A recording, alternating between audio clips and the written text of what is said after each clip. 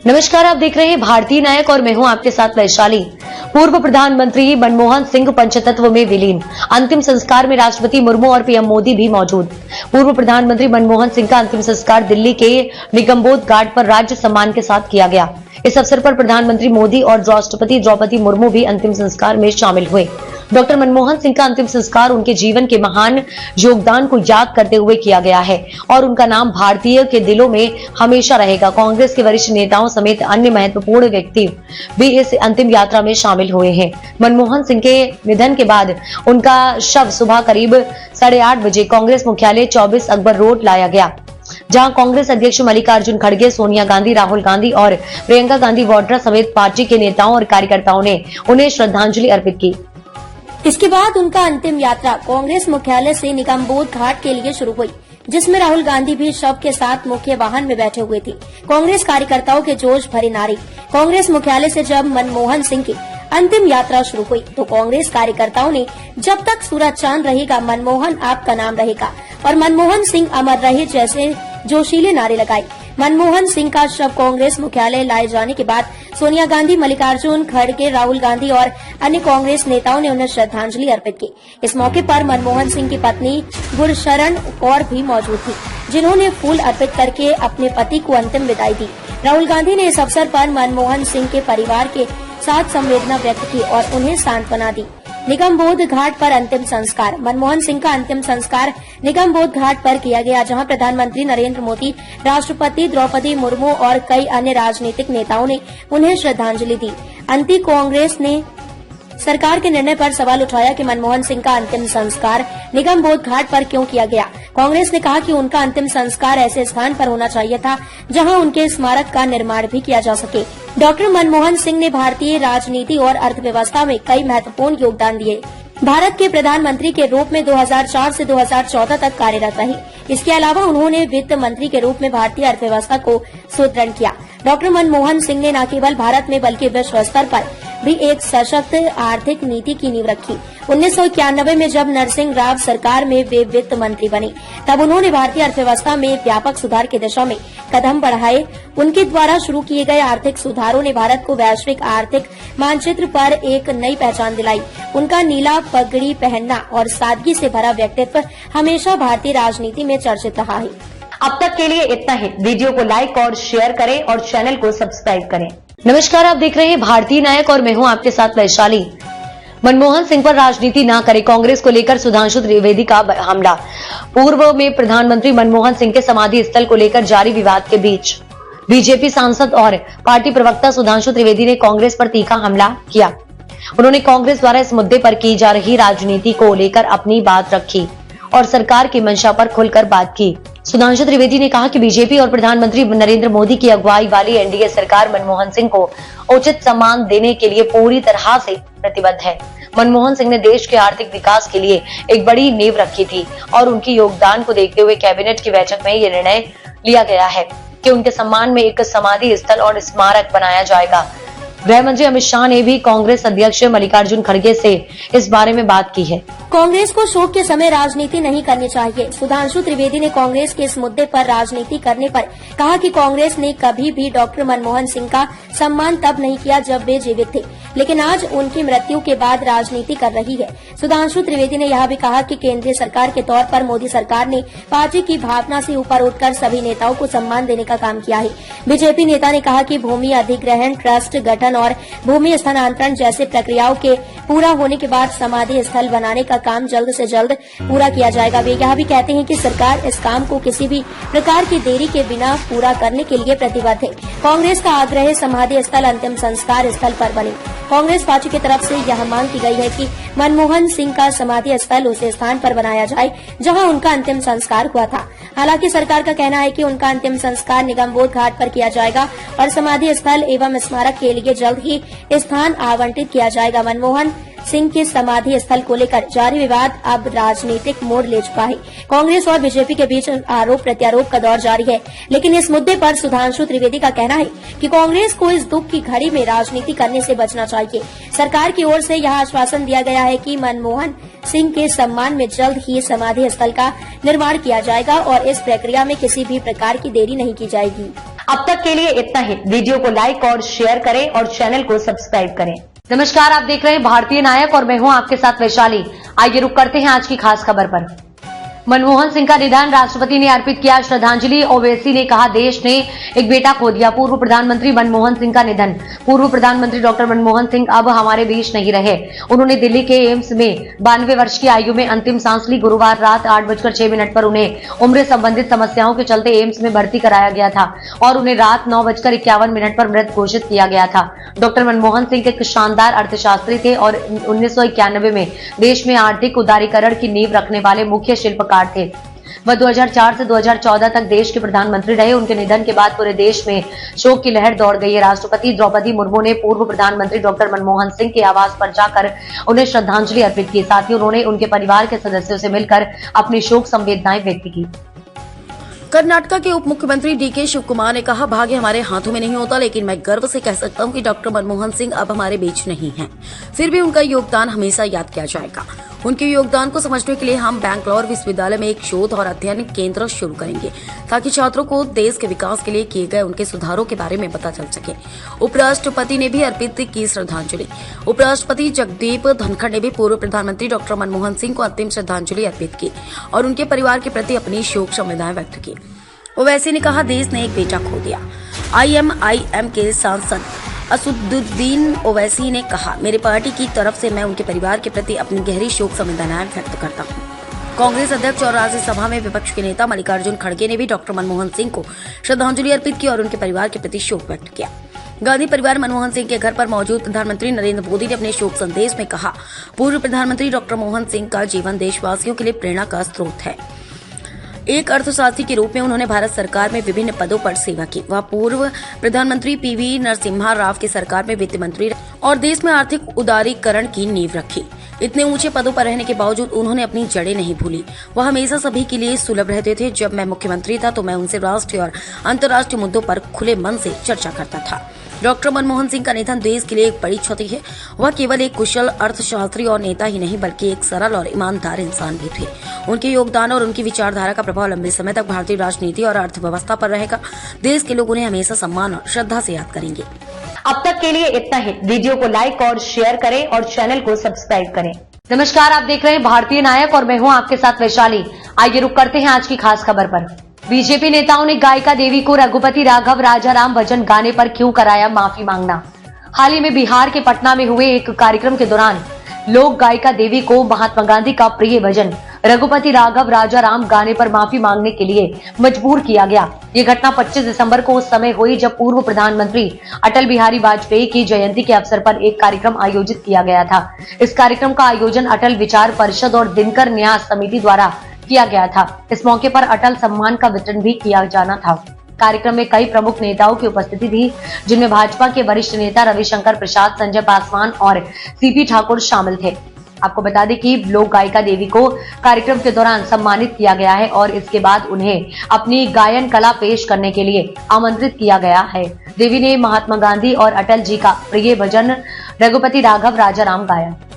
हालांकि इस भजन के दौरान कुछ लोग असहमति दिखे और हंगामा शुरू कर दिया। कार्यक्रम में बैठे 5 से 6 व्यक्तियों ने इस पर विरोध जताया। हालांकि इस विवाद को लेकर आयोजक अजीत शाश्वत चौबे ने बताया कि यह घटना महज 2 मिनट तक चली और इसके बाद देवी ने माफी मांग ली। माफी मांगने पर विवाद घटना के बाद देवी ने माइक्रोफोन के जरिए उपस्थित लोगों से कहा, अगर किसी को दुख हुआ है तो मैं सभी से माफी मांगती हूँ। इसके बाद भाजपा नेता अश्वनी चौबे ने वहाँ मौजूद लोगों से जय श्री राम के नारे लगवाए। हालांकि मीडिया रिपोर्ट्स के अनुसार इस विवाद में 70 युवा कार्यकर्ताओं का हाथ था, जिन्होंने रघुपति राघव राजाराम के दौरान आपत्ति जताई थी। देवी ने इस विवाद पर कहा था कि उनका उद्देश्य केवल राम को याद करना था और भगवान एक है। उन्होंने यह भी कहा कि मानवता को सबसे बड़ा धर्म मानती है, लेकिन कुछ लोगों को अल्लाह शब्द से आपत्ति हो सकती है, जिसके लिए उन्होंने माफी मांगी। राजनीतिक प्रक्रियाएं।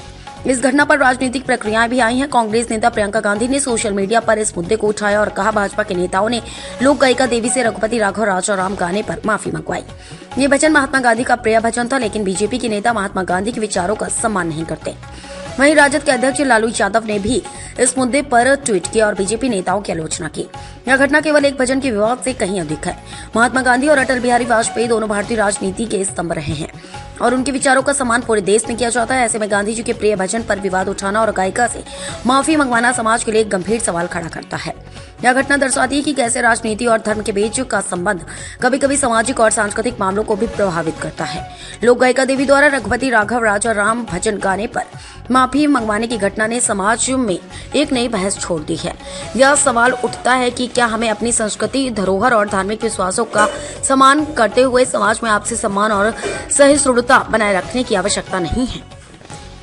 अब तक के लिए इतना ही। वीडियो को लाइक और शेयर करें और चैनल को सब्सक्राइब करें। नमस्कार, आप देख रहे हैं भारतीय नायक और मैं हूं आपके साथ वैशाली। क्या तालिबान पाकिस्तान को हरा सकता है? जानिए कौन है अधिक शक्तिशाली, किसके पास ज्यादा हथियार है। पाकिस्तानी सेना ने मंगलवार को अपने पड़ोसी अफगानिस्तान पर एयर स्ट्राइक की। 24 दिसंबर की रात को किए गए इन हमलों से कम 15 लोग, जिनमें महिलाएं और बच्चे भी शामिल हैं, मारे गए। अब सवाल ये उठता है कि अगर तालिबान और पाकिस्तान सेना आमने सामने आ जाए तो कौन जीतेगा। इस लेख में हम यही जानने की कोशिश करेंगे। पाकिस्तान वायुसेना के लड़ाकू विमानों ने 24 दिसंबर की रात को अफगानिस्तान के पक्तिका प्रांत के बारमल जिले के 7 गांवों पर हमला किया।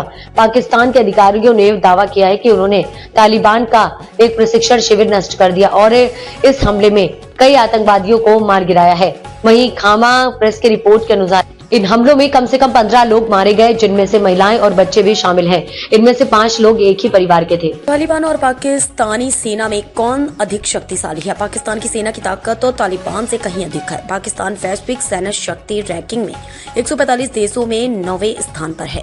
ग्लोबल फायर पावर रिपोर्ट के अनुसार पाकिस्तान की सेना में 6,54,000 से अधिक सक्रिय सैनिक हैं।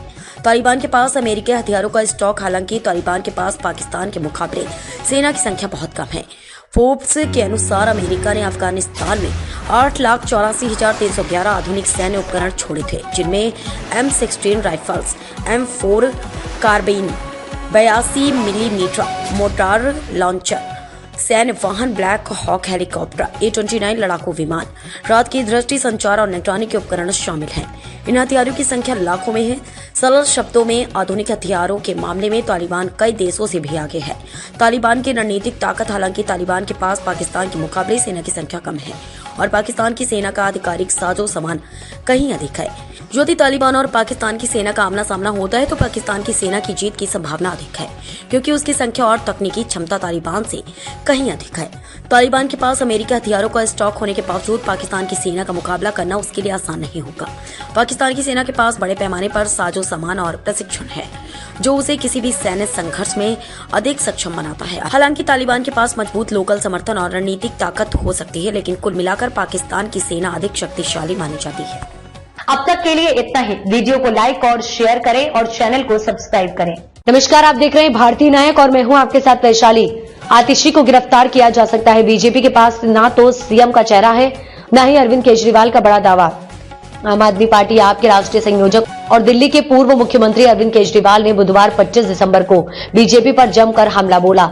इस दौरान उन्होंने आरोप लगाया है कि बीजेपी दिल्ली सरकार की योजनाओं को रोकने की कोशिश कर रही है। साथ ही उन्होंने ये भी दावा किया है कि दिल्ली विधानसभा चुनाव से पहले मुख्यमंत्री आतिशी को झूठे मामले में गिरफ्तार किया जा सकता था।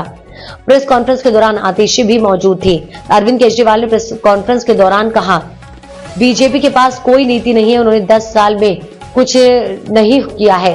वे यही नहीं बता रहे हैं कि अगर कोई उन्हें सत्ता में लाया जाए तो क्या करेंगे। केजरीवाल तो बस यही करते रहते हैं। केजरीवाल ये कहकर रहा है कि वह कर रहा है, वे गालियां दे रहे हैं। उनके पास ना तो मुख्यमंत्री का चेहरा है और ना ही एजेंडा, ना ही कोई उम्मीदवार। अरविंद केजरीवाल ने दावा किया कि दिल्ली सरकार के नेताओं के खिलाफ एक झूठा मामला तैयार किया जा रहा है। उन्होंने आरोप लगाया कि विशेष रूप से आतिशी के खिलाफ ट्रांसपोर्ट विभाग के मामले में झूठा मामला तैयार किया जा रहा है और उन्हें गिरफ्तार किया जा सकता है। केजरीवाल ने कहा, हम यह जानकारी प्राप्त कर रहे हैं कि ईडी, सीबीआई और आईटी विभाग जल्द ही हमारे नेताओं के खिलाफ छापेमारी करने जा रहे हैं। हम यह भी सुन रहे हैं कि आतिशी के खिलाफ एक झूठा मामला तैयार किया जा रहा है। उन्हें गिरफ्तार करने की साजिश रची जा रही है। यह सब चुनावों में हमें रोकने के लिए किया जा रहा है। इस बीच दिल्ली सरकार के मंत्री और एएपी के विधायक आतिशी ने भी प्रेस कॉन्फ्रेंस में अपने बयान दिए। आतिशी ने कहा, हमें यह ठोस जानकारी मिली है कि ट्रांसपोर्ट विभाग से जुड़े एक मामले में मेरे खिलाफ झूठा मामला तैयार किया जा रहा है। हमने ईमानदारी से काम किया और सत्य सामने आएगा।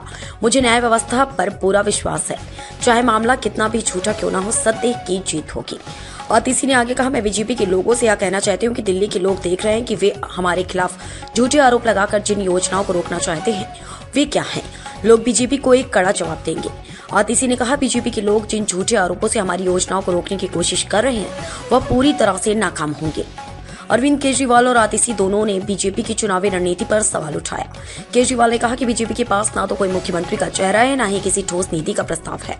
उन्होंने यह भी कहा कि बीजेपी के पास ना तो कोई विकास का एजेंडा है, ना ही कोई ऐसे मुद्दे हैं जिन पर वे दिल्ली की जनता से वोट मांग सके।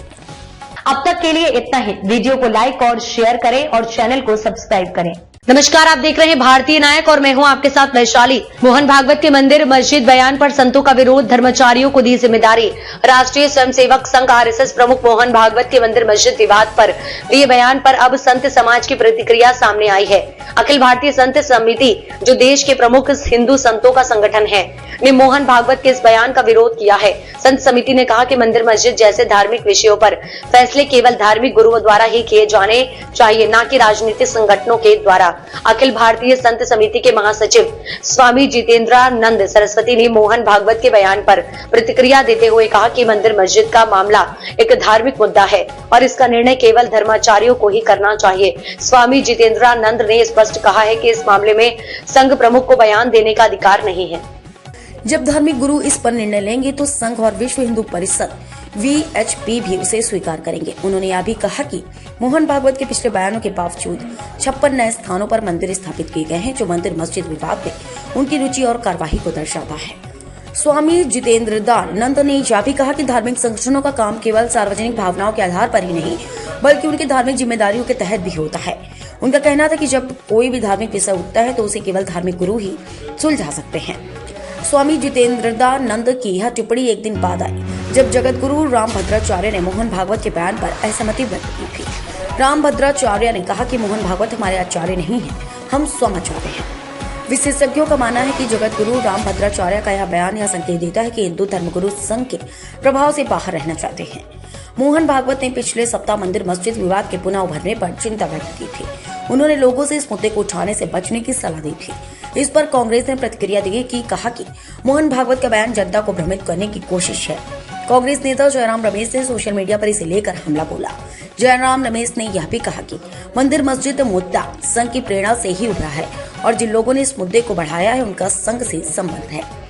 मोहन भागवत के बयान ने धार्मिक और राजनीतिक स्तर पर विवाद को जन्म दिया है। हिंदू धर्मगुरु इस मुद्दे पर संघ के हस्तक्षेप को सही नहीं मानते और उनका कहना है कि धार्मिक मामलों में निर्णय धार्मिक नेताओं को ही लेना चाहिए। संघ के अंदर विरोध और कांग्रेस की प्रतिक्रिया दर्शाते हैं कि इस मुद्दे पर एक बड़ी राजनीतिक और धार्मिक चर्चा चल रही है, जो भविष्य में और भी गंभीर हो सकती है। अब तक के लिए इतना ही। वीडियो को लाइक और शेयर करें और चैनल को सब्सक्राइब करें। नमस्कार, आप देख रहे हैं भारतीय नायक और मैं हूं आपके साथ वैशाली। लखनऊ बैंक डकैती, 3 मोबाइल कॉल्स ने कैसे पकड़े गए लॉकर तोड़ने वाले, जानिए पूरी कहानी। लखनऊ के चिन्हट स्थित भारतीय ओवरसीज बैंक में हुई डकैती ने पुलिस को कई अहम सुराग दिए, जिसे पुलिस ने महज 24 से 30 घंटे में अपराधियों को पकड़ लिया। इस डकैती में लॉकर तोड़ने वाले अपराधियों ने 3 बार मोबाइल पर बातचीत की थी, जो उनके पकड़ने का प्रमुख कारण बना। आइए जाने इस डकैती की पूरी घटना। लखनऊ पुलिस के सूत्रों के अनुसार डकैतों ने डकैती से पहले बैंक और उसके आसपास के इलाके की 4 दिन तक रैकी की थी। इन अपराधियों ने एक खाली प्लॉट का इस्तेमाल करके बैंक की दीवार तोड़ी और बैंक के अंदर दाखिल हुए। अपनी पहचान छिपाने के लिए उन्होंने चेहरे पर मास्क और हेलमेट पहने हुए थे। बैंक के अंदर और बाहर लगे सीसीटीवी कैमरों को देखकर ही इन अपराधियों ने डकैती की योजना बनाई थी। डकैती के बाद इन अपराधियों ने न केवल 1 या 2 बार नहीं, बल्कि 3 बार मोबाइल पर बातचीत की, जो पुलिस के लिए अहम सुराग साबित हुई। लॉकर तोड़ते समय एक आरोपी अरविंद कुमार, जो पुलिस मुठभेड़ में घायल हुआ, लगातार फोन पर बात कर रहा था, वह बैंक के अंदर सीसीटीवी कैमरे में कैद हो गया था। पुलिस की जांच से यह पता चला कि जिन अपराधियों ने इस बैंक की डकैती की वे बिहार के मुंगेर से थे। इन अपराधियों ने 17 दिसंबर से लखनऊ में ठहरना शुरू किया था। पुलिस ने इन मोबाइल नंबरों की निगरानी के बाद कई महत्वपूर्ण जानकारियां हासिल की। इन अपराधियों तक पहुंचने में सफलता प्राप्त की। पुलिस के अनुसार इस डकैती की साजिश 1 साल पहले पंजाब के जलंधर जेल में रची गई थी। डकैती के मास्टरमाइंड कैलाश और साजिशकर्ता विपिन जलंधर जेल में एक साथ बंद थे, जहां इन्होंने इस अपराध की योजना बनाई थी। इस डकैती के दौरान अपराधियों ने लगभग 3.5 घंटे तक लॉकर तोड़ने का काम किया। बैंक के अधिकारी के अनुसार लॉकर में 2 ताले होते हैं, जिनमें से एक ताला बैंक के पास और दूसरा ताला ग्राहक के पास होता है। इस मामले में सबसे अहम भूमिका मोबाइल कॉल्स ने निभाई। बैंक के अंदर और बाहर मोबाइल पर बात करते हुए आरोपियों की सीसीटीवी फुटेज ने पुलिस की जांच को आसान बना दिया। पुलिस को सिर्फ उस समय एक्टिव मोबाइल नंबरों का डेटा प्राप्त करना था, जिनके बाद उन्हें आरोपियों के मोबाइल नंबर मिल गए। ये नंबर अपराध के बाद भी एक्टिव रहे, जिससे पुलिस को उनकी लोकेशन ट्रेस करने में आसानी हुई। इस तरह पुलिस ने इस बड़े अपराध को महज 24 से 30 घंटों में सुलझा लिया। अब तक के लिए इतना ही। वीडियो को लाइक और शेयर करें और चैनल को सब्सक्राइब करें। नमस्कार, आप देख रहे हैं भारतीय नायक और मैं हूं आपके साथ वैशाली।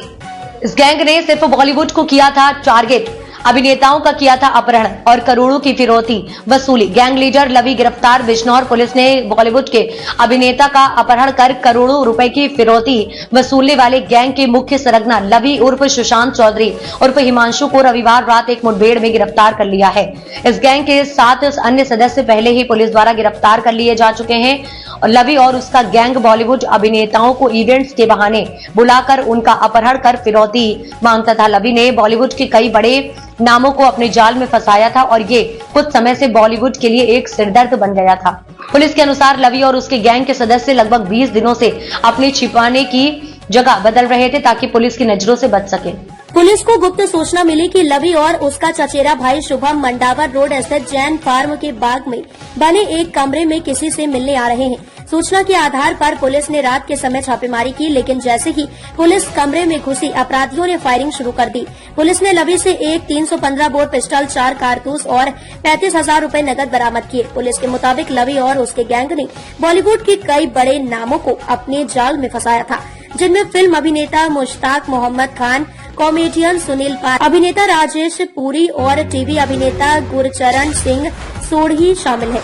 लवी के गिरफ्तार होने के बाद पुलिस ने कहा कि उसके और उसके गैंग के खिलाफ गैंगस्टर एक्ट के तहत कड़ी कार्रवाई की जाएगी। इसके अलावा उनकी अवैध संपत्तियों को भी जब्त किया जाएगा। बिजनौर के SP city doctor Sanjeev Vajpayee ने कहा कि मेरठ और बिजनौर पुलिस की टीमों ने इस गैंग का पर्दाफाश करने में महत्वपूर्ण भूमिका निभाई है। लवी और उसका गैंग बॉलीवुड के विभिन्न सितारों को टारगेट कर रहा था। इन गैंगस्टर्स ने इवेंट्स और सोशल गैदरिंग्स के बहाने बॉलीवुड सितारों को बुलाया और फिर उनका अपहरण कर लिया। बाद में अपहरणकर्ताओं ने अभिनेताओं से फिरौती की मांग की। पुलिस ने अब इस गैंग के खिलाफ कड़ी कार्रवाई शुरू की है, जिससे बॉलीवुड के सितारे और फिल्म इंडस्ट्री के लोग अब राहत की सांस ले सकेंगे। पुलिस ने गैंग के खिलाफ इस बड़ी कार्रवाई में अपनी पूरी ताकत झोंकी। पुलिस को मिली गुप्त सूचना के आधार पर छापेमारी की गई और गैंग लीडर लवी को गिरफ्तार किया गया। पुलिस ने इस ऑपरेशन को सफल बनाने में पूरी मुस्तैदी दिखाई और उसके बाद गैंग के अन्य सदस्यों की तलाश शुरू की। पुलिस द्वारा चलाए गए अभियान से अब बॉलीवुड सितारे खुद को सुरक्षित महसूस कर रहे हैं। पुलिस का कहना है कि इस गैंग को पूरी तरह से खत्म करने के लिए बाकी सभी अपराधियों को गिरफ्तार करना जरूरी है।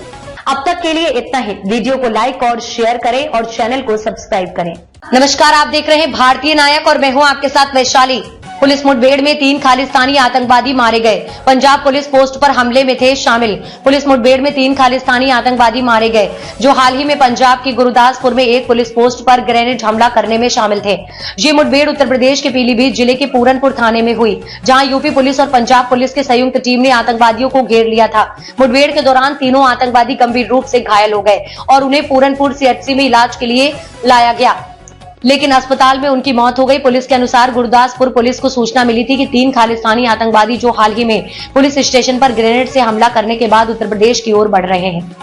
गुरविंदर सिंह गुरुदेव सिंह का बेटा, मोहल्ला कलानौर का निवासी वीरेंद्र सिंह उर्फ रवि, रंजीत सिंह उर्फ जीता का बेटा, गांव अगवान, थाना कलानौर का निवासी, जसनप्रीत सिंह उर्फ प्रताप सिंह, निक्का गांव का निवासी। मुठभेड़ में शामिल पुलिस टीम इस इनकाउंटर में पीलीभीत के पुलिस अधीक्षक अविनाश पांडे, एसआई अमित प्रताप सिंह, इसके अलावा पंजाब पुलिस की एक टीम भी इस ऑपरेशन में मौजूद थी।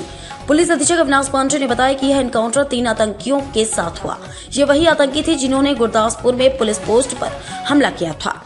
गुरदासपुर में पुलिस पोस्ट पर धमाके। पंजाब के गुरदासपुर में बंद पड़े पुलिस पोस्टों पर हुए धमाकों ने दहशत फैला दी थी। दोनों पुलिस पोस्ट हाल ही में कर्मचारियों की कमी के कारण बंद किए गए थे। धमाके के बाद आसपास के इलाकों में लोग डर के मारे अपने घरों से बाहर निकल आए।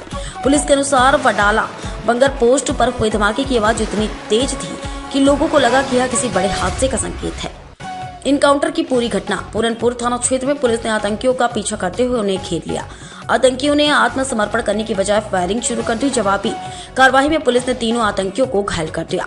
इनकाउंटर के बाद पंजाब और यूपी पुलिस दोनों ने आतंकियों की पहचान और उनके नेटवर्क की जांच शुरू कर दी। इस घटना ने एक बार फिर पुलिस की सतर्कता और कड़ी कार्रवाई की सराहना की है। आतंकियों के खतरनाक मंसूबों को नाकाम कर पुलिस ने एक बड़ी हादसा टाल दिया। पंजाब और उत्तर प्रदेश पुलिस की संयुक्त कार्रवाई से यह साफ हो गया कि आतंकियों को पनाह देने वाले किसी भी साजिशकर्ता के खिलाफ सख्त कदम उठाए जाएंगे। यह एनकाउंटर सुरक्षा एजेंसियों की मुस्तैदी और कर्तव्यनिष्ठा का एक और उदाहरण है। इस कार्रवाई ने साबित कर दिया कि देश की सुरक्षा के लिए पुलिस और प्रशासन किसी भी हद तक जा सकते हैं। अब तक के लिए इतना ही। वीडियो को लाइक और शेयर करें और चैनल को सब्सक्राइब करें।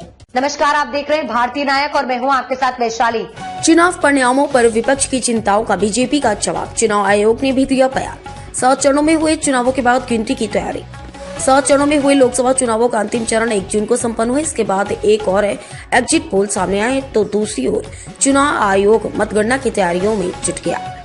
गिनती से पहले विपक्ष की चिंताएं। मतगणना से एक दिन पहले कुछ राजनीतिक दलों ने वोट गिनती को लेकर चिंता जाहिर की। वहीं चुनाव आयोग ने आरोप लगाया कि चुनावों के दौरान कभी मतदाता सूची तो कभी ईवीएम को लेकर झूठी कहानियां बनाई जा रही है। चुनाव आयोग के साथ बैठकें। गिनती से पहले विपक्ष ने चुनाव आयोग से मुलाकात कर अपनी 5 मांगे रखी। इनमें शामिल है डाक मतपत्रों की गिनती पहले शुरू हो, गिनती नियमों के अनुसार हो, सीसीटीवी के जरिए निगरानी हो, मशीन से डाटा की पुष्टि की जाए, गिनती के दौरान सील की गई ईवीएम की पुनः पुष्टि की जाए।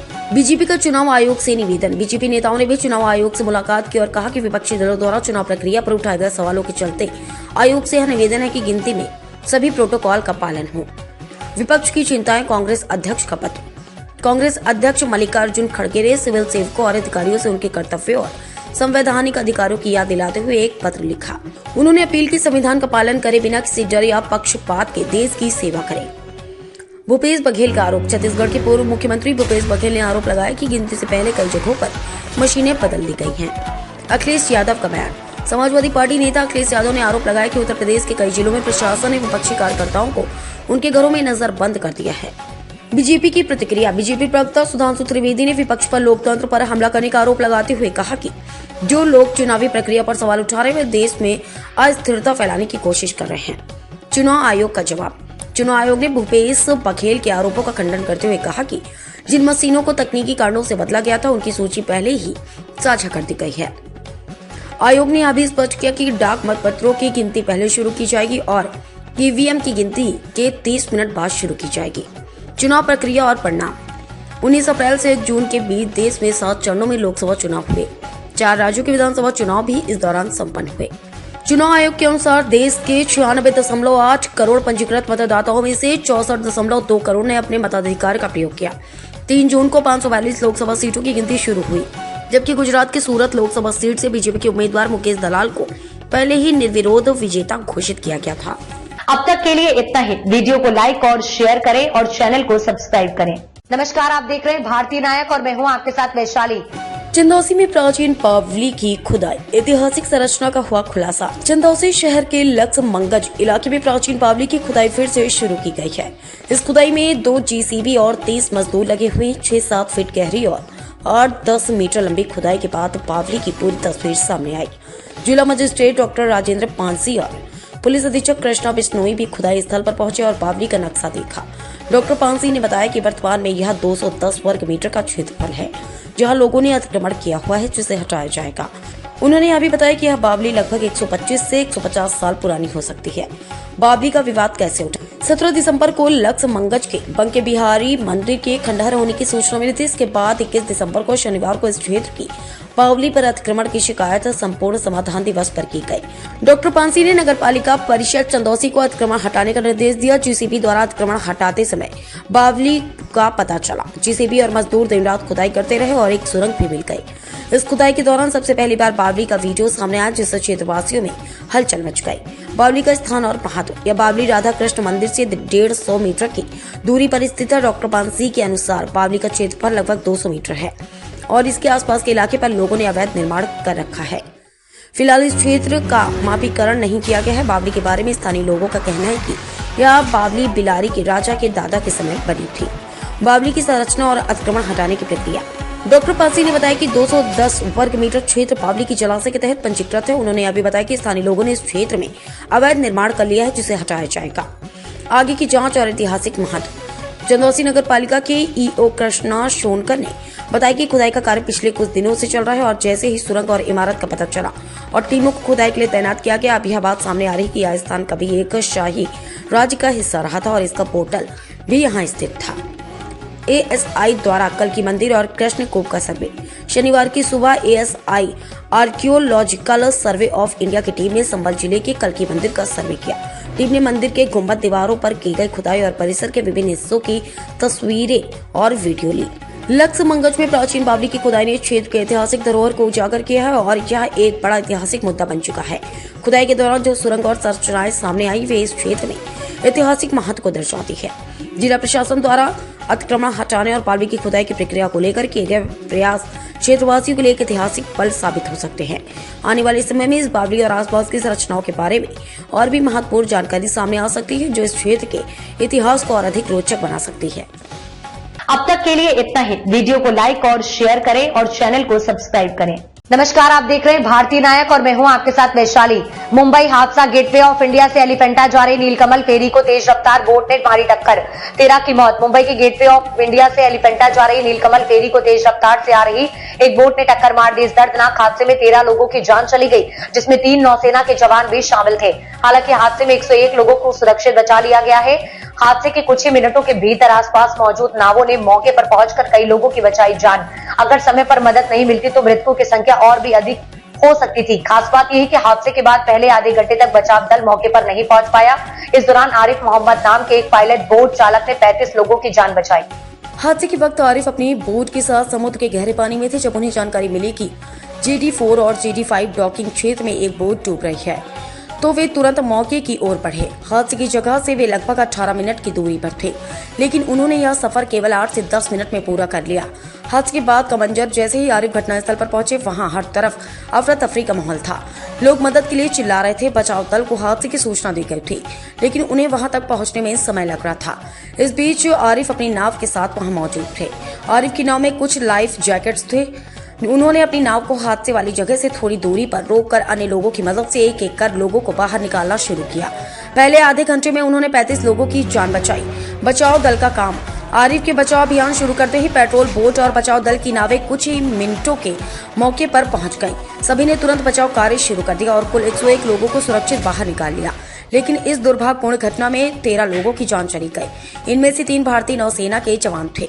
हादसे के कारण और जांच हादसे के पीछे कारण तेज रफ्तार बोट द्वारा नीलकमल फेरी को टक्कर मारना बताया जा रहा है। अधिकारियों ने मामले की जांच शुरू कर दी है और सुनिश्चित करने के लिए कदम उठाए जा रहे हैं कि भविष्य में इस तरह के हादसे न हो। मुंबई के इस हादसे ने समुद्री सुरक्षा व्यवस्था पर सवाल खड़े किए। हालांकि इस घटना में आरिफ मोहम्मद जैसी साहसी लोगों ने इंसानियत की मिसाल पेश की। प्रशासन को ऐसे हादसों को रोकने और समुद्री यात्रा को सुरक्षित बनाने के लिए सख्त कदम उठाने होंगे। अब तक के लिए इतना ही। वीडियो को लाइक और शेयर करें और चैनल को सब्सक्राइब करें। नमस्कार, आप देख रहे हैं भारतीय नायक और मैं हूं आपके साथ वैशाली। शिव महापुराण कथा के दौरान मची भगदड़। मेरठ में महिला श्रद्धालु घायल। मेरठ में शिव महापुराण कथा के छठे दिन मेरठ के पाटापुर बाईपास पर एक भगदड़ मच गई, जिसमें कई महिलाएं घायल हो गईं। ये घटना उस समय हुई जब कथा व्यास पंडित प्रदीप मिश्रा की कथा के दौरान श्रद्धालुओं की भीड़ अनियंत्रित हो गई।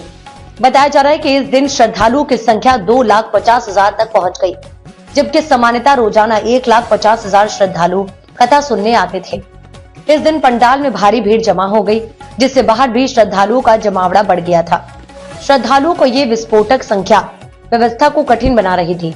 बाहर खड़ी महिलाएं भी इस भगदड़ की शिकार हुई, जिसमें उनकी हल्की फुल्की चोटें आई।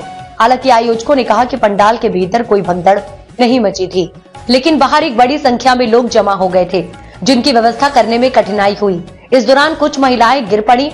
फिलहाल पुलिस मौके पर मौजूद है और व्यवस्था की जा रही है। आयोजकों ने स्पष्ट किया कि पंडाल के अंदर श्रद्धालु सही तरीके से व्यवस्थित थे, लेकिन बाहर श्रद्धालुओं की भीड़ बहुत अधिक थी। इसके कारण वहां कुछ समस्याएं उत्पन्न हुई। आयोजकों ने कहा कि इस घटना में किसी तरह की भगदड़ नहीं थी, लेकिन भीड़ अधिक होने के कारण कुछ महिलाएं गिर गईं। फिलहाल पुलिस और अन्य सुरक्षा उपायों के जरिए स्थिति पर नियंत्रण रखा जा रहा है। इससे पहले पंडित प्रदीप मिश्रा ने कथा के दौरान सनातन धर्म की महिमा पर प्रकाश डाला। उन्होंने कहा कि भगवान ने जो अवसर दिए हैं उनका सदुपयोग करें, क्योंकि यदि आप इसका सही उपयोग करते हैं तो कोई भी आपको नीचा नहीं दिखा सकता। उन्होंने यह भी कहा कि सनातन धर्म एक दिव्य खुशबू है जिसे कोई भी मिटा नहीं सकता। उन्होंने यह भी कहा कि अगर कोई किसी असहाय लड़के या लड़की को शिक्षा देता है तो इससे बड़ा कोई दान नहीं हो सकता। मुख्यमंत्री योगी आदित्यनाथ का संदेश। कथा के दौरान पंडित प्रदीप मिश्रा ने उत्तर प्रदेश के मुख्यमंत्री योगी आदित्यनाथ के एक महत्वपूर्ण संदेश का भी उल्लेख किया। उन्होंने कहा कि मुख्यमंत्री का कहना है कि अगर तुम विभाजित होते हो तो तुम कट जाओगे। इस संदेश के माध्यम से उन्होंने समाज में एकता की आवश्यकता पर जोर दिया। शिव महापुराण कथा के दौरान आयोजकों ने एक और विशेष बदलाव किया। उन्होंने वीआईपी पंडाल से कुर्सियां हटा दी और वहां बैठे सभी लोग जमीन पर बैठकर कथा सुनने लगे। शिव महापुराण कथा का आयोजन एक धार्मिक उत्सव था जिसमें भारी श्रद्धालुओं की भीड़ ने आयोजन की व्यवस्था को चुनौतीपूर्ण बना दिया। हालांकि आयोजकों ने स्थिति को संभालते हुए भगदड़ की खबर को खारिज किया और इसे सिर्फ एक व्यवस्था संबंधी समस्या बताया। श्रद्धालुओं को एकता और सनातन धर्म के संदेश के साथ एक महत्वपूर्ण उपदेश मिला। अब तक के लिए इतना ही। वीडियो को लाइक और शेयर करें और चैनल को सब्सक्राइब करें। नमस्कार, आप देख रहे हैं भारतीय नायक और मैं हूं आपके साथ वैशाली। मंदिर मस्जिद विवादों पर संघ प्रमुख मोहन भागवत की चिंता। राम मंदिर निर्माण के मुद्दे उठाना स्वीकार्य नहीं। पुणे राष्ट्रीय स्वयंसेवक संघ आरएसएस प्रमुख मोहन भागवत ने देश में बढ़ रहे मंदिर मस्जिद विवादों पर चिंता व्यक्त की है। उन्होंने कहा कि अयोध्या में राम मंदिर निर्माण के बाद कुछ लोग ये सोचते हैं कि नए विवाद खड़े करके वे हिंदुओं के नेता बन सकते हैं। ये प्रवृत्ति स्वीकार्य नहीं है। पुणे में आयोजित सहजीवन व्याख्यान माला में भारत विश्वगुरु विषय पर बोलते हुए मोहन भागवत ने समावेशी समाज की वकालत की और भारतीय समाज की बहुलता को रेखांकित किया। उन्होंने कहा कि भारत को ये दिखाने की जरूरत है कि हम सभी मिलकर सद्भाव के साथ रह सकते हैं। उन्होंने इस संदर्भ में रामकृष्ण मिशन का उदाहरण दिया जहां क्रिसमस मनाया जाता है। भागवत ने कहा, केवल हम हिंदू ही ऐसा कर सकते हैं क्योंकि हम सद्भाव में विश्वास रखते हैं। सदियों से हम इस भाव से जी रहे हैं। हमें इसे एक आदर्श के रूप में विश्व के सामने प्रस्तुत करना चाहिए। नए विवादों पर नाराजगी। भागवत ने कहा कि राम मंदिर का निर्माण हिंदुओं की आस्था का विषय था, लेकिन अब हर दिन एक नया विवाद खड़ा करना उचित नहीं है। भागवत ने उन समूहों पर भी निशाना साधा जो भारत में कट्टरता लेकर आए और पुराने समय के शासन को वापस लाना चाहते हैं। उन्होंने कहा, अब देश संविधान के अनुसार चलता है। यहाँ जनता अपने प्रतिनिधि चुनती है और जो सरकार चलाते हैं। कट्टरता और अधिपत्य का समय अब समाप्त हो चुका है। उन्होंने कहा कि मुगल शासक औरंगजेब का शासन भी कट्टरता का प्रतीक था। हालांकि उनके वंशज बहादुर शाह जफर ने 1857 में गौहत्या पर प्रतिबंध लगाया था। भागवत ने ब्रिटिश शासन के दौरान हिंदू मुस्लिम एकता की दरार पैदा करने का आरोप लगाया। उन्होंने कहा कि यह तय किया गया था कि अयोध्या का राम मंदिर हिंदुओं को सौंपा जाएगा, लेकिन ब्रिटिश सरकार ने इस योजना की भनक लगने के बाद दोनों समुदाय के बीच दरार डाल दी। सद्भाव को बढ़ावा देने की अपील। भागवत ने अपने संबोधन में जोर दिया कि भारत को एक ऐसा मॉडल प्रस्तुत करना चाहिए जहां सभी धर्मों और समुदाय के लोग सद्भाव पूर्वक एक साथ रह सकें। आरएसएस प्रमुख ने देशवासियों से अपील की कि वे आपसी विवादों को बढ़ावा देने की बजाय एकजुटता पर जोर दें। उन्होंने कहा कि केवल समावेशी दृष्टिकोण और संवैधानिक मूल्यों के प्रति प्रतिबद्धता से ही भारत विश्व गुरु बन सकता है। मोहन भागवत का यह व्यक्तित्व देश में चल रहे विवादों के संदर्भ में एक स्पष्ट संदेश देता है। उन्होंने भारतीय समाज की सहिष्णुता और विविधता को न केवल हमारी ताकत बताया, बल्कि इसे दुनिया के सामने एक आदर्श के रूप में प्रस्तुत करने की आवश्यकता पर जोर दिया। अब तक के लिए इतना ही। वीडियो को लाइक और शेयर करें और चैनल को सब्सक्राइब करें। नमस्कार, आप देख रहे हैं भारतीय नायक और मैं हूं आपके साथ वैशाली। सुप्रीम कोर्ट ने यति नरसिंहानंद के धर्म संसद पर दायर याचिका खारिज की है। सुप्रीम कोर्ट ने यति नरसिंहानंद के धर्म संसद पर दायर याचिका को खारिज करते हुए उत्तर प्रदेश प्रशासन और पुलिस के खिलाफ कोई कार्रवाई नहीं की है। हालांकि कोर्ट ने अधिकारियों को कानून व्यवस्था बनाए रखने और कार्यक्रम की गतिविधियों की निगरानी करने के निर्देश दिए हैं। ये धर्म संसद गाजियाबाद में आयोजित होने वाली थी, लेकिन प्रशासन से अनुमति न मिलने के कारण इसे रद्द कर दिया गया है। सुप्रीम कोर्ट ने गुरुवार को यति नरसिंहानंद के धर्म संसद पर दायर अवमानना याचिका को खारिज करते हुए उत्तर प्रदेश प्रशासन और पुलिस के खिलाफ कार्यवाही नहीं की है। चीफ जस्टिस संजीव खन्ना और जस्टिस संजय कुमार की बेंच ने जिलाधिकारी और पुलिस अधिकारियों को सख्त निर्देश दिया कि वे कानून व्यवस्था बनाए रखें और कार्यक्रम की गतिविधियों पर निगरानी रखें। चीफ जस्टिस ने उत्तर प्रदेश सरकार की ओर से पेश हुए अतिरिक्त सॉलिसिटर जनरल के एम नटराज से कहा कि हम इस याचिका पर सुनवाई नहीं कर रहे हैं, लेकिन इसका ये मतलब नहीं कि नियमों का उल्लंघन किया जा सकता है। ये इस कार्यक्रम का रिकॉर्ड किया जाना चाहिए। धर्म संसद का आयोजन 17 से 21 दिसंबर तक गाजियाबाद के दशना स्थित शिव शक्ति मंदिर में होने वाला था, लेकिन प्रशासन ने इसे अनुमति देने से इनकार कर दिया। इस मामले में सामाजिक कार्यकर्ता और पूर्व नौकरशाह अरोड़ा रॉय, सेवानिवृत्त IAS अधिकारी अशोक कुमार, पूर्व IFS अधिकारी देव मुखर्जी और नवरेखा शर्मा जैसे व्यक्तियों ने सुप्रीम कोर्ट में याचिका दायर की। इस याचिकाकर्ताओं ने कोर्ट में यह भी कहा कि धर्म संसद से संबंधित विज्ञापन और वेबसाइट में ऐसे भड़काऊ बयान और सामग्री जो मुस्लिमों के खिलाफ हिंसा को उकसाती है, इन विज्ञापनों और सामग्री के माध्यम से मुस्लिमों के खिलाफ नफरत और आक्रोश फैलाने का प्रयास किया जा रहा है। सुप्रीम कोर्ट ने हालांकि ये भी स्पष्ट किया कि याचिका की सुनवाई नहीं की जा रही है, लेकिन कोर्ट ने उत्तर प्रदेश प्रशासन और पुलिस को ये सुनिश्चित करने के निर्देश दिए कि कानून व्यवस्था बनाए रखी जाए और किसी भी प्रकार की अशांति को रोका जाए। अदालत ने यह भी कहा कि कार्यक्रम का रिकॉर्ड रखा जाए। इस मामले में सुप्रीम कोर्ट का आदेश ये संकेत देता है कि ये धार्मिक आयोजन में कानून व्यवस्था बनाए रखने को गंभीरता से देखता है। कोर्ट ने उत्तर प्रदेश प्रशासन और पुलिस को निर्देश दिया है। वहीं ये भी साफ किया है कि धर्म संसद जैसे आयोजनों में भड़काऊ बयान देने या किसी खास समुदाय के खिलाफ हिंसा उकसाने की अनुमति नहीं दी जाए। अब तक के लिए इतना ही। वीडियो को लाइक और शेयर करें और चैनल को सब्सक्राइब करें। नमस्कार, आप देख रहे हैं भारतीय नायक और मैं हूं आपके साथ वैशाली। राहुल गांधी पर धक्का मुक्की के आरोप, प्रणब सरंगी और मुकेश राजपूत ने संसद में हुई घटना पर दिया बयान। संसद भवन परिसर में गुरुवार को एक विवादित घटना घटी, जिसमें भारतीय जनता पार्टी बीजेपी के 2 सांसद घायल हो गए। ये दोनों सांसद भाजपा के राष्ट्रीय जनतांत्रिक गठबंधन NDA से जुड़े हुए हैं। पूर्व केंद्रीय मंत्री और ओडिशा के बालासोर से सांसद प्रताप सरंगी और उत्तर प्रदेश के फर्रुखाबाद से सांसद मुकेश राजपूत दोनों इस धक्का मुक्की में घायल हुए हैं।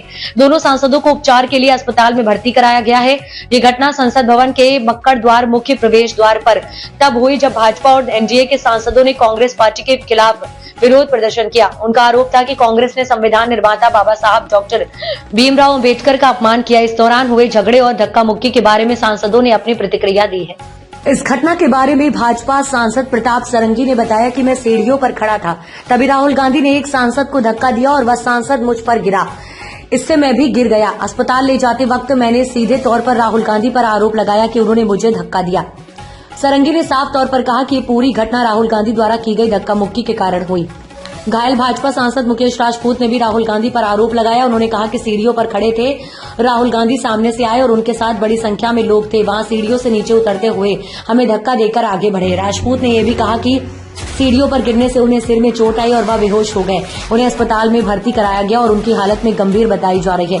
राजपूत के मुताबिक हमें गिराकर राहुल गांधी आगे बढ़ गए, जिससे हमें चोट लगी और हम अस्पताल में भर्ती हो गए। भाजपा के कानपुर से सांसद रमेश अवस्थी ने भी इस घटना का जिक्र करते हुए कहा कि जब राहुल गांधी वहां आए तो उनके साथ एक बड़ा समूह था। मुकेश राजपूत गिर गए और बेहोश हो गए। भाजपा की ओर से कांग्रेस पर हमला। भाजपा ने इस घटना को लेकर कांग्रेस और राहुल गांधी पर हमला बोल दिया। कई केंद्रीय मंत्रियों ने अस्पताल जाकर घायल सांसदों की स्थिति का जायजा लिया। भाजपा के नेताओं का कहना है कि राहुल गांधी ने जानबूझकर सांसद को धक्का दिया और उसका उद्देश्य संसद में प्रवेश करने से रोकने का था। भाजपा ने इसे संसद में अशांति फैलाने की एक कोशिश के रूप में देखा है और आरोप लगाया कि कांग्रेस सांसदों ने जानबूझकर ऐसी स्थिति पैदा की जिससे संसद के कामकाज में रुकावट आए। कांग्रेस पार्टी की प्रतिक्रिया। कांग्रेस पार्टी ने इस घटना पर अपनी प्रतिक्रिया व्यक्त करते हुए लोकसभा अध्यक्ष को एक पत्र लिखा है।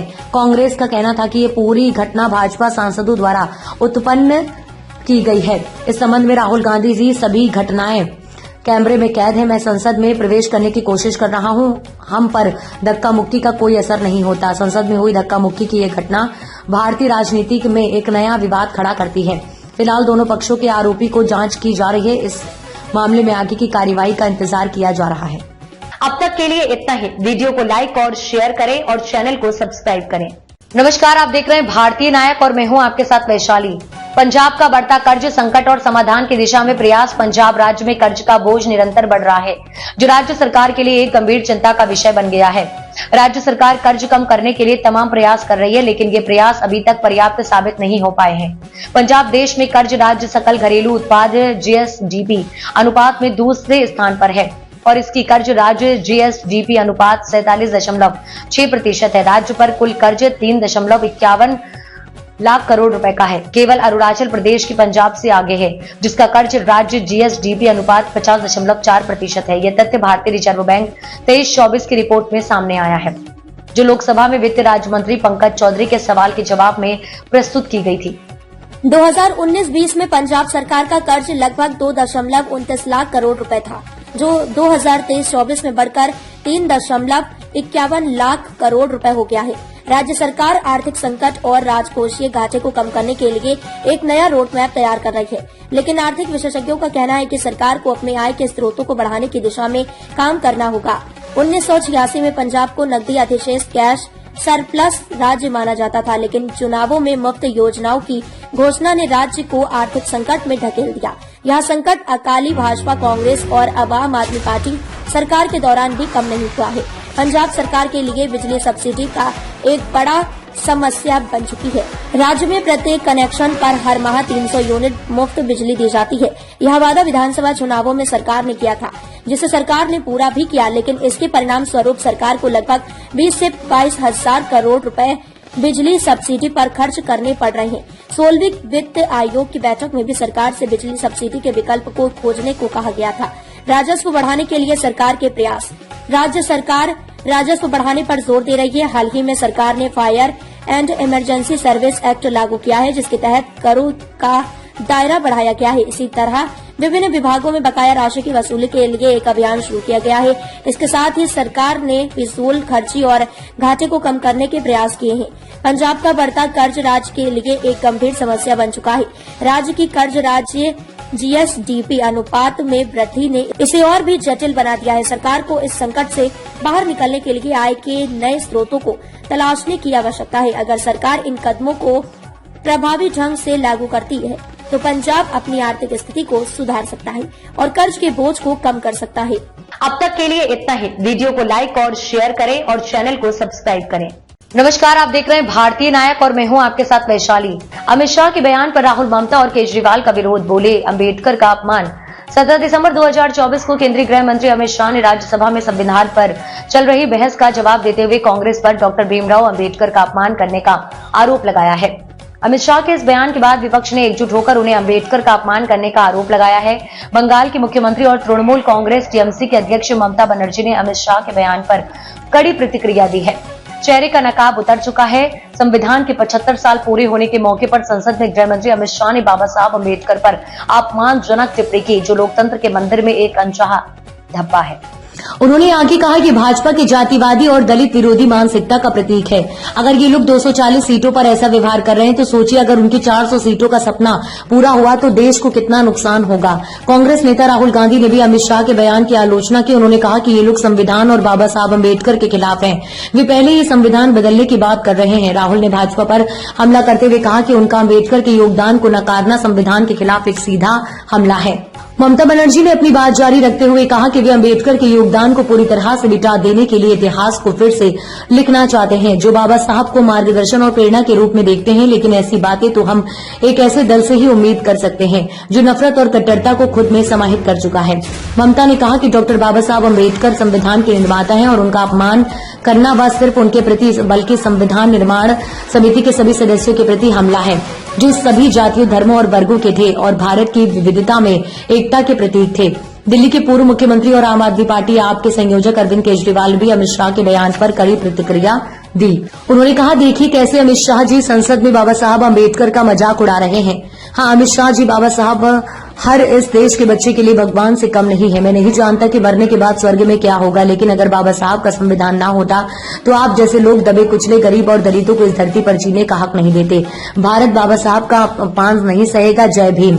अरविंद केजरीवाल ने इस दौरान सवाल भी उठाया। देश के लोग नीतीश जी और चंद्रबाबू नायडू जी से पूछना चाहते हैं कि क्या आप अमित शाह जी द्वारा बाबा साहब का अपमान करने का समर्थन करते हैं। अमित शाह के बयान के बाद विपक्ष ने पूरी ताकत से उनके खिलाफ मोर्चा खोला।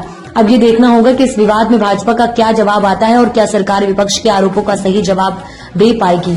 अब तक के लिए इतना ही। वीडियो को लाइक और शेयर करें और चैनल को सब्सक्राइब करें।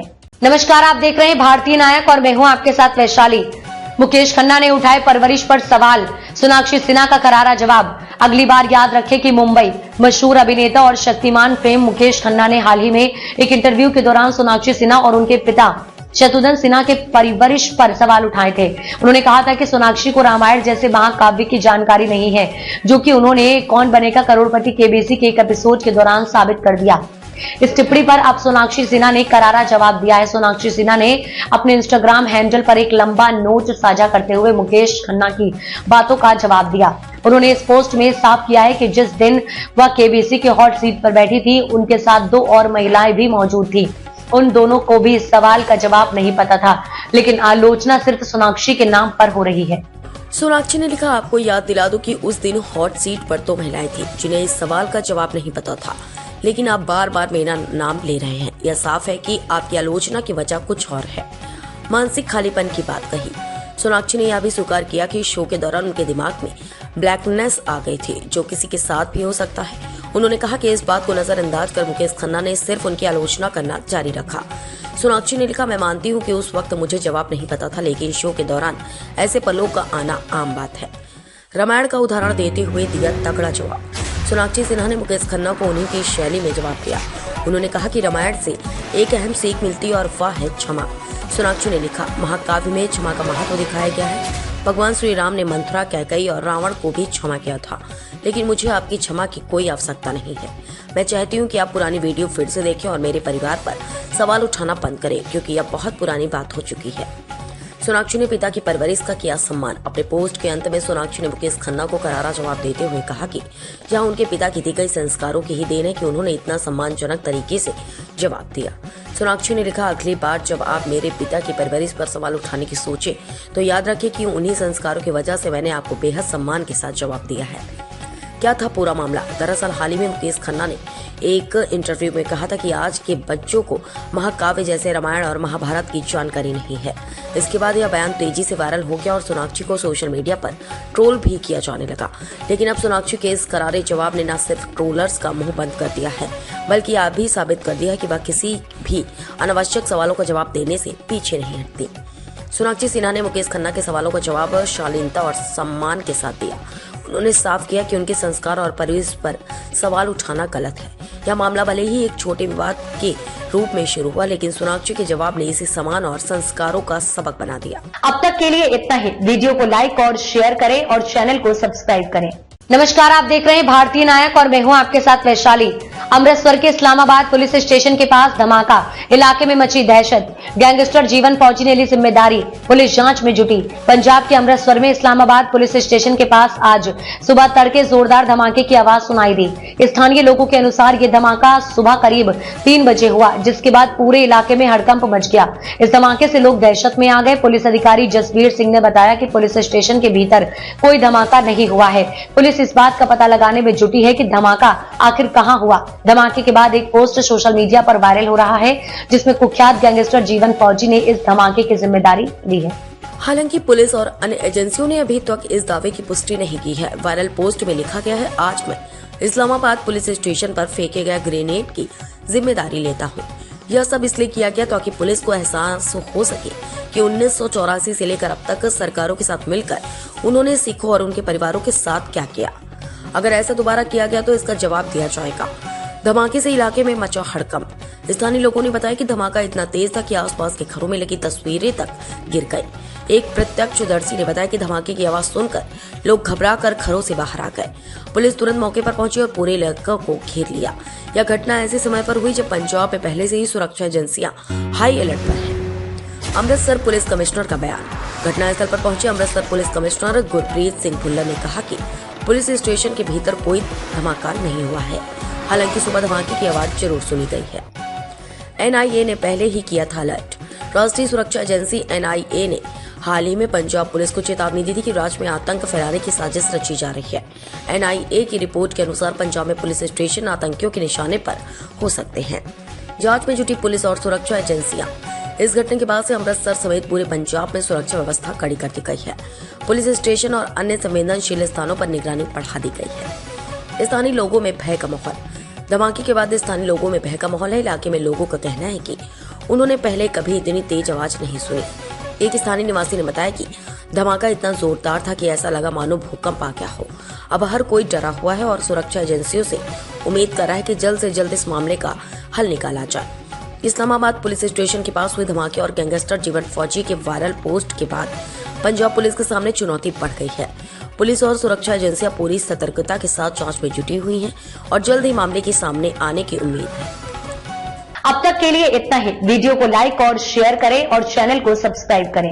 नमस्कार, आप देख रहे हैं भारती नायक और मैं हूं आपके साथ वैशाली। हिमाचल प्रदेश ऊना में गौशाला में ठंड और चारे की कमी से 7 गायों की मौत, 3 की हालत गंभीर। हिमाचल प्रदेश के क्षेत्र स्थित चौकी खासा पंचायत के कैंट गांव में स्थित सनाश गर्ग फाउंडेशन की गौशाला में ठंड और चारे की कमी से 7 गायों की मौत हो गई। इन गायों की स्थिति इतनी गंभीर है कि 3 गाय अभी भी खतरे में है। घटना की जानकारी मिलने के बाद इलाके में हड़कंप मच गया। ये घटना गौशाला की खस्ता हालत और प्रशासन की उदासीनता की ओर इशारा करती है।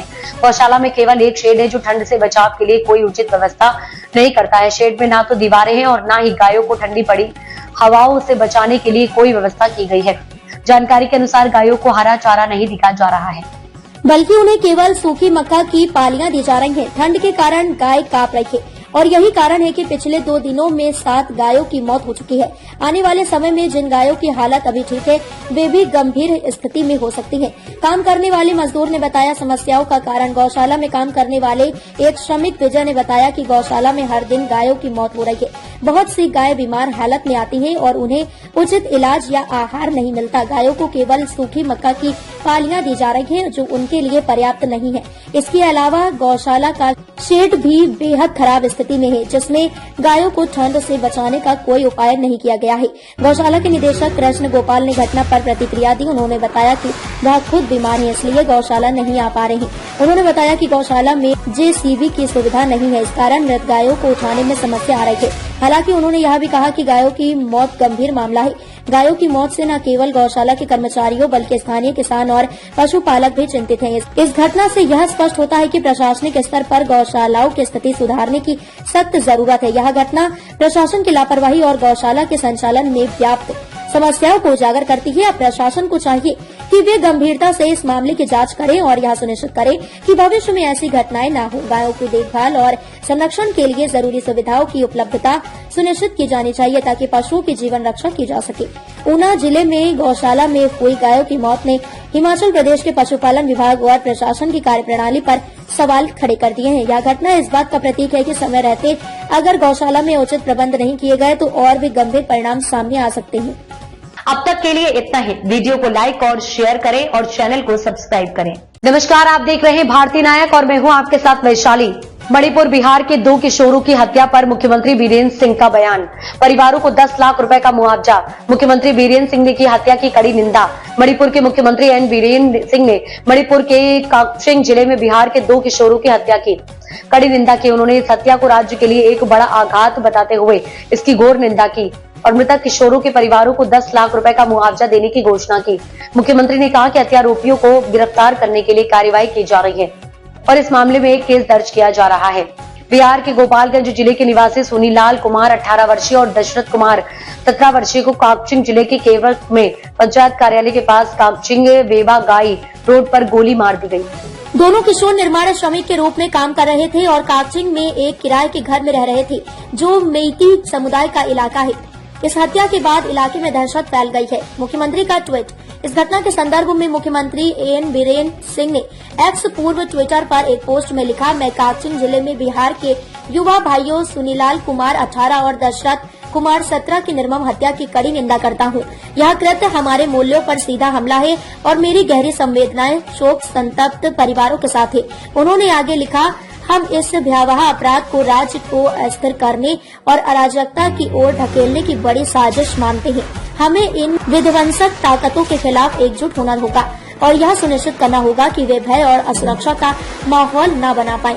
मुआवजा की घोषणा। मुख्यमंत्री ने यह भी बताया कि मृतकों के परिवारों को 10 लाख रुपए का मुआवजा दिया जाएगा। इसके अलावा हत्यारों की पहचान करने, उन्हें पकड़ने और अभियोजन की प्रक्रिया तेज करने के लिए हर संभव प्रयास किए जा रहे हैं। यदि आवश्यक हुआ तो इस मामले की जांच राष्ट्रीय जांच एजेंसी NIA को सौंप दी जाएगी ताकि निष्पक्ष और गहरी जांच हो सके। सुरक्षा बलों द्वारा हथियारों और गोला बारूद की जब्ती। मणिपुर के कांगपोकपी जिले में सुरक्षा बलों ने एक सर्च ऑपरेशन के दौरान बड़ी मात्रा में हथियार और गोला बारूद बरामद किया है। पुलिस के अनुसार केंद्रीय और राज्य सुरक्षा बलों की एक संयुक्त टीम ने एल जांगनोपाई और फ्रीडम हिल में सर्च ऑपरेशन चलाया। इस दौरान वहां से 7.62 मिमी राइफल, 9 मिमी पिस्टल, एक सिंगल बैरल गन, एक डबल बैरल गन, एक OP gun, 4 hand grenade, 4 star dyne explosive और 4 इलेक्ट्रॉनिक डेटोनेटर जब्त किए गए। पुलिस की कार्यवाही और आगे की योजना जब्त किए गए हथियारों और गोला बारूद को कांगपोकपी पुलिस को सौंप दिया गया है ताकि आगे की कार्यवाही की जा सके। यह सर्च ऑपरेशन मणिपुर में सुरक्षा स्थिति को सुदृढ़ करने और असामाजिक तत्वों के खिलाफ कड़ी कार्यवाही सुनिश्चित करने के उद्देश्य से चलाया गया था। अब तक के लिए इतना ही। वीडियो को लाइक और शेयर करें और चैनल को सब्सक्राइब करें। नमस्कार, आपके साथ मैं हूं वैशाली और आप देख रहे हैं भारतीय नायक। योगी आदित्यनाथ ने न्यायाधीश शेखर यादव का समर्थन किया। कॉलेजियम ने बुलाई बैठक। उत्तर प्रदेश के मुख्यमंत्री योगी आदित्यनाथ ने हाल ही में एक बयान दिया जिसमें उन्होंने न्यायमूर्ति शेखर यादव का समर्थन किया। उन्होंने बहुसंख्यकों के हिसाब से देश चलाने की बात की।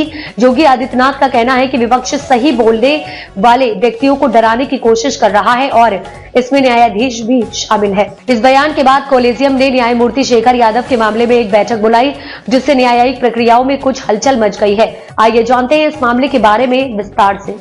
न्यायमूर्ति शेखर यादव का बयान हाल ही में चर्चा का विषय बना हुआ है। उन्होंने एक सार्वजनिक मंच पर कहा था कि भारत में बहुसंख्यकों के हिसाब से देश का संचालन होना चाहिए। उनके इस बयान ने राजनीतिक और सामाजिक हलकों में काफी हलचल मचाई।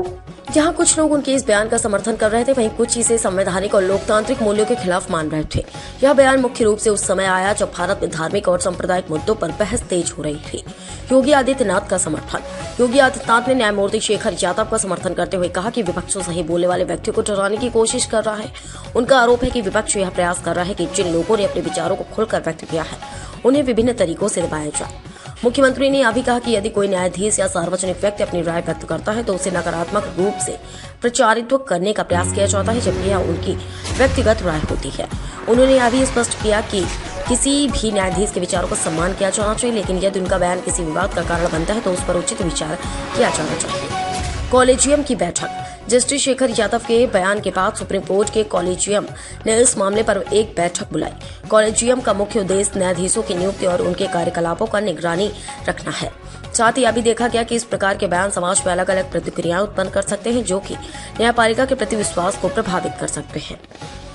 न्यायिक स्वतंत्रता पर सवाल। जस्टिस शेखर यादव के बयान और इसके बाद हुए विवाद ने न्यायिक स्वतंत्रता पर सवाल उठाए हैं। भारत में न्यायपालिका को स्वतंत्र और निष्पक्ष माना जाता है ताकि वह बिना किसी बाहरी दबाव के अपने फैसले दे सके। किसी भी न्यायाधीश का बयान समाज में सामूहिक व्यवस्था या संविधान की भावना के खिलाफ नहीं होना चाहिए। योगी आदित्यनाथ का जस्टिस शेखर यादव के समर्थन में आना और कॉलेजियम द्वारा इस मामले की जांच के लिए बैठक बुलाना भारतीय न्यायपालिका में चल रहे एक और संवेदनशील मुद्दे को उजागर करता है। इस मामले में यह सवाल उठता है कि न्यायपालिका के सदस्यों को अपने विचार सार्वजनिक रूप से व्यक्त करने का अधिकार होना चाहिए, और अगर हाँ तो इस अधिकार का सीमा क्या होनी चाहिए। यह निश्चित रूप से एक बड़ा सवाल है जिसे अब अदालत और कॉलेजियम को ध्यान से विचार करना होगा। समाज और राजनीति में इस तरह के विवादों के बाद यह जरूरी है कि सभी पक्षों को संतुलित करें। अब तक के लिए इतना ही। वीडियो को लाइक और शेयर करें और चैनल को सब्सक्राइब करें। नमस्कार, आप देख रहे हैं भारतीय नायक और मैं हूं आपके साथ वैशाली। कानपुर में एसपी मोहसिन खान पर छात्रा ने शारीरिक शोषण का आरोप लगाया है। मामला दर्ज। कानपुर में एक शॉकिंग मामला सामने आया है जिसमें एसपी साइबर क्राइम और कलेक्टरगंज के एसएचओ मोहम्मद मोहसिन खान पर एक छात्रा ने गंभीर आरोप लगाए हैं। छात्रा ने दावा किया है कि उससे शादी का झांसा देकर शारीरिक शोषण किया। ये मामला कानपुर के कल्याणपुर थाने में दर्ज किया गया है।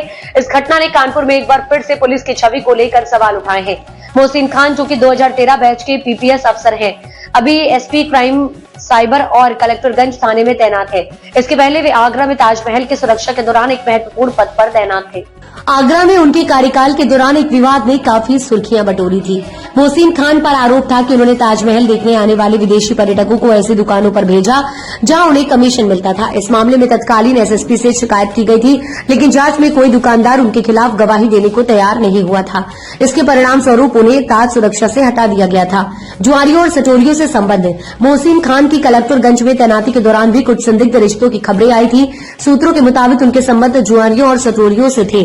हाल ही में एक आईआईटी से पीएचडी कर रही छात्रा ने मोहसिन खान पर शादी का झांसा देकर शारीरिक शोषण करने का आरोप लगाया है। युवती का आरोप है कि मोहसिन ने शादी की झूठी बातें करके उसका विश्वास जीता और उसके साथ अवैध शारीरिक संबंध बनाए। युवती ने इस मामले में कानूनी कार्रवाई करते हुए कल्याणपुर थाने में शिकायत दर्ज कराई। मामले की गंभीरता को देखते हुए पुलिस विभाग ने एसपी मोहसिन खान को लखनऊ स्थित पुलिस मुख्यालय से संबद्ध कर दिया है। ये घटना कानपुर पुलिस विभाग के लिए एक बड़ा धक्का साबित हो रही है, क्योंकि ये पुलिस के कार्य और उसकी छवि पर गहरा सवाल खड़ा करती है। इस मामले में जहां एक तरफ पुलिस अधिकारी पर गंभीर आरोप लगे, वहीं दूसरी ओर एक महिला की सुरक्षा और उसके अधिकारों की रक्षा की भी आवश्यकता महसूस हो रही है। मोहसिन खान के खिलाफ आरोप लगने के बाद ये सवाल भी उठता है कि क्या पुलिस विभाग में इस तरह के मामलों की रोकथाम के लिए कोई ठोस कदम उठाए जा रहे हैं ताकि ऐसी घटनाओं से निपटा जा सके। इस मामले के परिणाम क्या होंगे, ये तो जांच के बाद ही स्पष्ट होगा। कानपुर में एक बार फिर से पुलिस विभाग के अंदरूनी मामलों को लेकर सवाल उठे और अब ये देखना होगा कि इस मामले में न्याय मिलेगा या नहीं। अब तक के लिए इतना ही। वीडियो को लाइक और शेयर करें और चैनल को सब्सक्राइब करें। नमस्कार, आप देख रहे हैं भारतीय नायक और मैं हूं आपके साथ वैशाली। बदायूं के बीजेपी विधायक पर गंभीर आरोप, गैंगरेप और जमीन हड़पने का मामला। बदायूं जिले के बिलसी से बीजेपी विधायक हरीश शाक्य पर गैंगरेप और जमीन हड़पने के गंभीर आरोप लगाए गए हैं। पीड़ित महिला ने अब खुलकर अपनी बीती साझा की और बताया कि विधायक और उनके साथियों ने न केवल उसे जबरदस्ती जमीन बेचने के लिए दबाव डाला, बल्कि उसकी पत्नी के साथ गैंगरेप भी किया। इस मामले में राज्य की राजनीति पर हलचल मचा दी है और समाजवादी पार्टी ने इस मुद्दे को लेकर मुख्यमंत्री योगी आदित्यनाथ को घेरने की कोशिश की है। पीड़ित का बयान, गैंगरेप और धमकियों की पूरी कहानी। पीड़ित ने मीडिया के सामने आकर बताया कि उसके साथ जो हुआ वह अत्यंत दर्दनाक था। उसने कहा कि एक ओर मुझे लॉन में बंद कर पीटा जा रहा था, वहीं दूसरी ओर उसी लॉन में विधायक हरीश शाक्य और उनके गैंग के कुछ सदस्य मेरी पत्नी का गैंगरेप कर रहे थे। पीड़ित का आरोप है कि विधायक के भाई सत्येंद्र लेखपाल, जो एक बड़ा जमीन माफिया है, ने उसकी जमीन पर कब्जा करने की कोशिश की। जब उसने जमीन बेचने से इनकार किया तो सत्येंद्र ने उसे परेशान करना शुरू कर दिया। जमीन की बिक्री के लिए दबाव और कातिल सौदा। पीड़ित ने आगे कहा कि उसके दादा, पिता और कजिन भाई के साथ वह हरीश शाक्य के घर गया था, जहां जमीन के मूल पर चर्चा हुई। उन्होंने जमीन का मूल्य 17 करोड़ रुपए बताया, लेकिन शाक्य ने इसे 16.5 करोड़ रुपए में खरीदने की बात की। इसके बाद शाक्य ने अपनी तरफ से 1 लाख रुपए एडवांस दिया और वादा किया कि वह पूरे पैसे का 40% जल्द दे देंगे। लेकिन इसके बाद शाक्य और उसके गैंग ने उस पर दबाव डालना शुरू किया और बिना पैसे दिए उसे कागजों पर साइन करने के लिए मजबूर किया। कजिन की पिटाई और आत्महत्या। जब पीड़ित ने अपने कजिन रोहित के साथ इसका विरोध किया तो शाक्य और उसके गैंग ने रोहित को पकड़कर पूनम लॉन में ले जाकर पीटा। इसके बाद पीड़ित के मुताबिक रोहित ने आत्महत्या कर ली। पीड़ित की पत्नी के साथ गैंगरेप। पीड़ित ने बताया कि जब उसे और उसकी पत्नी को लगातार मानसिक और शारीरिक रूप से प्रताड़ित किया तो उसने यह सब खुलकर बताने का फैसला किया। पीड़ित की पत्नी ने बताया कि हरीश शाक्य और उसके साथियों ने पूनम लॉन में गैंगरेप किया। इसके बाद पीड़ित ने आरोप लगाया कि आनंद प्रकाश अग्रवाल और हरीश शाक्य ने मिलकर उसकी पत्नी के साथ और कैंप ऑफिस में भी बलात्कार किया। सपा ने मुख्यमंत्री योगी आदित्यनाथ को घेरा। इस मामले के सामने आने के बाद समाजवादी पार्टी ने मुख्यमंत्री योगी आदित्यनाथ को घेरने की कोशिश की है। सपा ने ट्विटर, अब एक्स पर इस मामले से जुड़ी खबरें शेयर की और सरकार पर गंभीर आरोप लगाए। प्रतिक्रिया और राजनीतिक हलचल। इस मामले में बहुत से लोग सोशल मीडिया पर अपनी प्रतिक्रिया दे रहे हैं। कुछ ने पीड़ित को न्याय दिलाने की मांग की है, जबकि कुछ ने बीजेपी और उसके नेताओं के खिलाफ आक्रोश जताया है। पुलिस ने भी मामले की जांच शुरू कर दी है, लेकिन अब तक इस मामले में कोई ठोस कार्रवाई नहीं हुई। बदायूं के बीजेपी विधायक हरीश शाक्य पर लगाए गए गैंगरेप और जमीन हड़पने के आरोप ने राज्य में एक बड़ी राजनीतिक हलचल मचा दी है। पीड़ित और उसकी पत्नी की तरफ से किए गए खुलासे से यह मामला और भी गंभीर बन गया है। अब देखने वाली बात यह होगी कि राज्य सरकार इस मामले में क्या कार्रवाई करती है और क्या पीड़ित को न्याय मिलता है, या फिर यह मामला भी राजनीतिक दबाव के चलते दबा दिया जाएगा। अब तक के लिए इतना ही। वीडियो को लाइक और शेयर करें और चैनल को सब्सक्राइब करें।